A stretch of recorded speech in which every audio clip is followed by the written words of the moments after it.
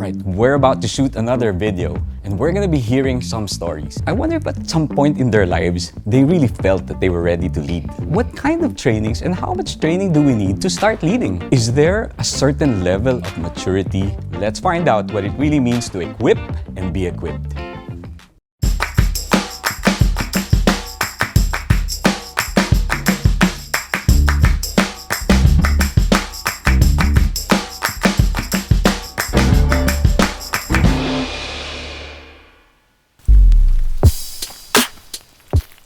So I was 19 years old, an engineering student, third year in college when I did my first small group.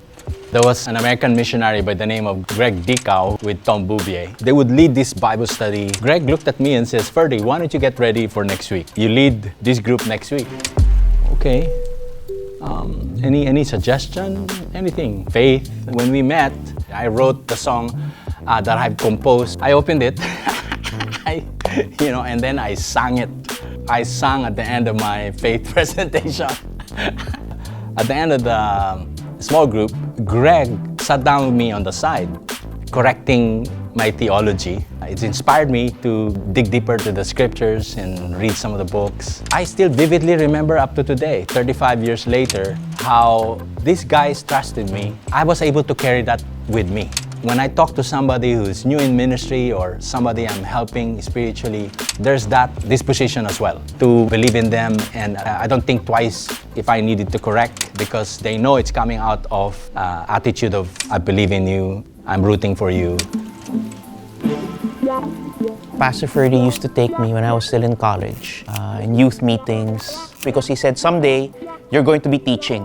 At first, I didn't believe him. I said, "No, I don't think I'm going to do this." Because your tendency is just, I'm just going to depend on the youth pastor. He's going to do that. That's his expertise, that's his job. I don't think I can do something like that. I'm just a student. I would think, why would they listen to me? They're just my age.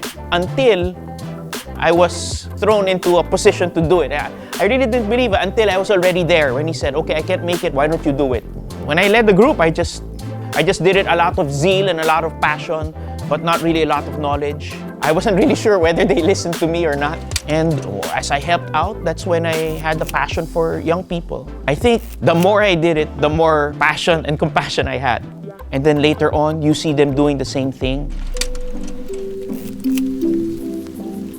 I was part of Pastor Rico's Victory Group. He also encouraged us to lead our own group. But then I was still reluctant because I wasn't really comfortable. My thinking is that you have to be educated, you have to go through a lot of trainings. I'm not as holy as the others. When I started my own Victory Group, since we hold Victory Group with Pastor Rico every Fridays, I made sure that I take down notes and I echo the topics that we discussed. At some point, I got the hang of it already. It goes both ways. They learn from me, I learn from them. Then I only realized that sharing the gospel is not just for the perfect people, but also for those who are imperfect. Ephesians chapter 4 verse 12 is telling us to equip the saints to do the works of the ministry. And this is the ministry of the Holy Spirit. We can only preach, we can speak, we can talk, but it's the Holy Spirit who touches people's hearts. And there's that sense of excitement when you see people declare with their mouth that Jesus is also their Lord. There's that joy, something they look forward to, and something that you want to do it again. Yeah.